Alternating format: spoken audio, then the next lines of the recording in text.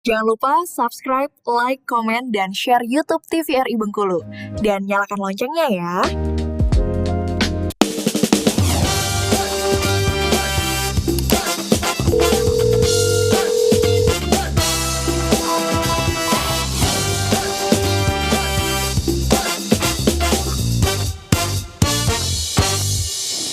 Ya pemirsa, kembali lagi tentunya di Dokter Kito bersama Kita Sehat. Tadi sempat menanyakan kepada Dokter Wenti ya terkait perbedaannya, apakah mungkin dalam lama kita merasakan migrain itu berbeda dokter, dan juga bagaimana penyembuhannya juga, tata laksananya apa juga beda nih dokter? Ya, jadi kalau untuk migrain sendiri penata laksananya ada dua ya. Yang pertama terapi abortif dan terapi preventif. Jadi kalau terapi abortif adalah menyelesaikan atau menyembuhkan dari gejalanya tadi ya, si sakit kepalanya tadi. Nah, lama waktunya sebenarnya durasinya bisa dalam 3-5 hari ya, tergantung lagi bagaimana respon tubuh dari pasien terhadap obat-obatan tersebut. Tapi yang lebih penting adalah menekankan bagaimana terapi preventifnya, artinya pencegahannya supaya tidak berulang. Karena kan kejadian migrain ini bisa berulang ya, dan lamanya bisa sampai 4-72 jam ya, artinya bisa sampai 3 hari ya nyeri kepalanya ya. Nah, bagaimana terapi preventif itu yang lebih ditekankan untuk tidak terjadi pengulangan atau kembali gejala migrain tersebut, baik dari pengaturan pola hidup, pola makan, dan aktivitas fisik seperti olahraga. Pola hidup sehat itu kembali lagi ya dokternya memang harus dijaga tentunya, pola makan juga, kalau biasa ngopi tadi ya dokter ya harus dilihat-lihat, kalau mau berhenti juga pelan-pelan ya dokter ya. Baik dokter, silakan untuk kembali menjelaskan. Oke, jadi sebenarnya siapa saja nih yang beresiko terjadinya migrain? Yang pertama adalah kategori paling risiko tinggi adalah wanita ternyata ya. Usianya 15-45 tahun, di mana di sini adalah usia produktif ya.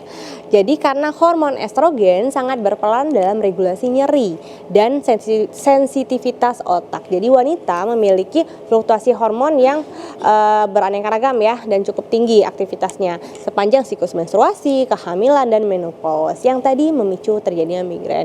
Yang kedua adalah orang dengan riwayat keluarga migrain. Kenapa? Faktor genetik berperan ternyata ya. Jika salah satu orang tua mengalami migrain, maka resiko anaknya bisa kena migrain juga 50%. Pokoknya ada pengaruh dari genetik ya.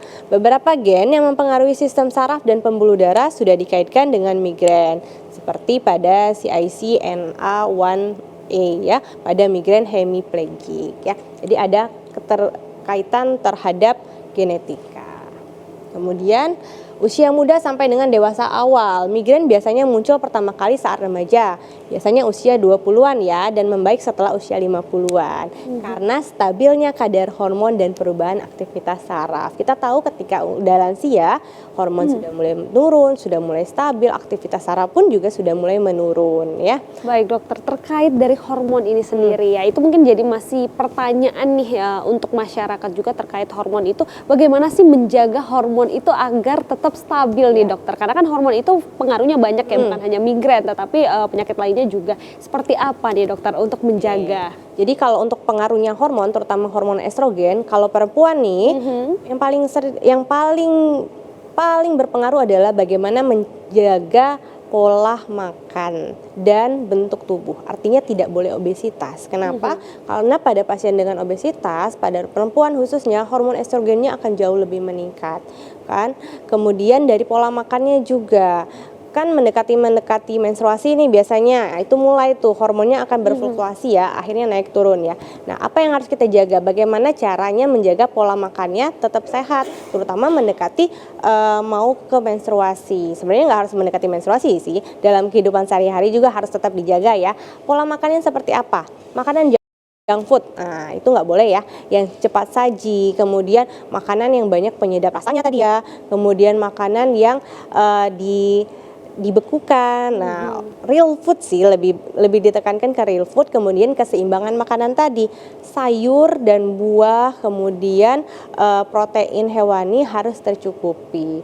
Jangan yang karbo ya, ibaratnya kayak mie mungkin ya, itu kan karbo lagi. Kemudian nasi yang banyak itu kan karbo lagi. Ketika ketidakseimbangan tubuh kita, itu akan mempengaruhi si hormonal. Kemudian bagaimana aktivitas fisik.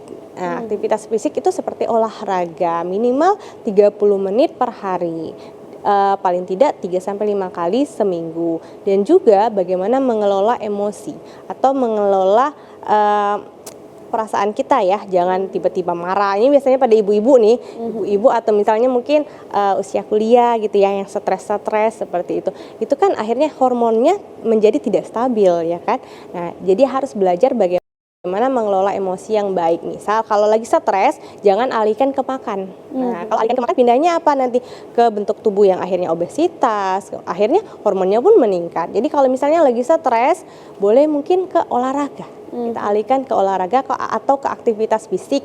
Misal yang suka melukis di tepi pantai, Bengkulu pantainya cantik misalnya kan, boleh melakukan aktivitas fisik seperti itu. Jadi jangan rebahan, jangan yang emosinya meluap-luap, itu mempengaruhi hormonal. Iya, oke dokter. Nah tadi juga ada salah satunya selain dari kafein ya dok, ada juga coklat tadi. Benar. Nah tapi mitosnya nih dokter, katanya kalau misalnya kita lagi emosi gitu kan, atau lagi mood swing banget, Iya. dia dikasih coklat itu bisa jadi apa ya, lebih stabil nih dokter. Itu mitos atau fakta nih dokter? Jadi sebenarnya kalau coklat itu kan kafeinnya ada, kemudian rasa manisnya itu, gulanya itu juga ada. Yang menenangkan itu kedua itu sebenarnya cukup menenangkan. Kopi itu juga bisa menenangkan. Cuman tadi kalau berlebihan. Dalam konteks kalau berlebihan. Kalau pemakaiannya tepat, misalnya ibu hamil itu tidak boleh melebihi 1 cup per hari, kan ada batasannya. Jadi kalau makanan tadi seperti kopi kan memang bagus nih, apalagi untuk jantung ya, untuk peredaran darah dan jantung,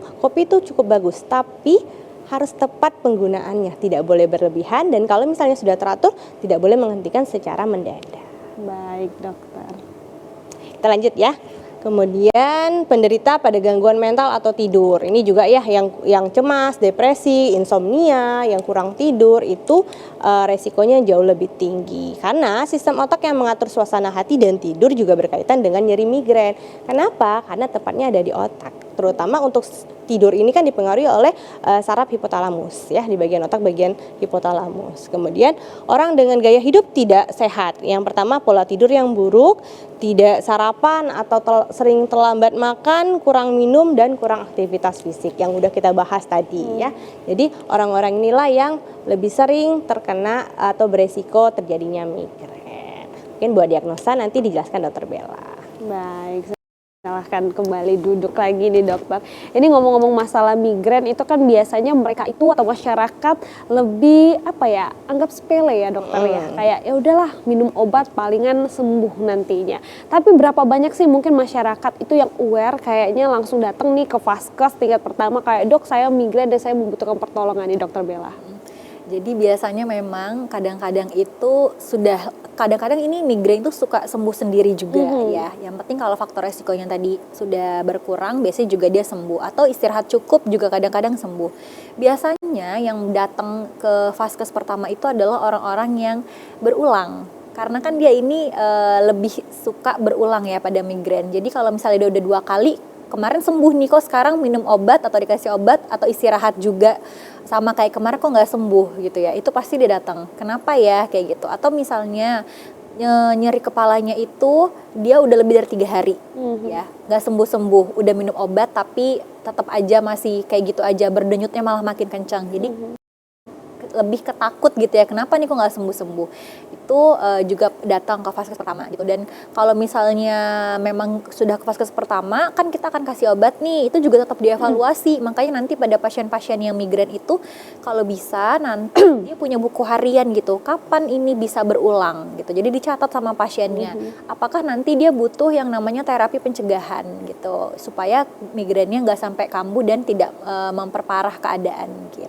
Baik. Nah, tapi untuk migrain ini sendiri, apakah memang migrain ini kayak ada migrain akut nih dokter, ataukah mungkin migrain ini juga bisa menjadi pertanda dari penyakit-penyakit yang lebih bahaya lainnya nih dokter? Tapi tahan dulu, nanti kita akan kembali lagi tentunya setelah jeda program berikut ini, tetap di Dokter Kita.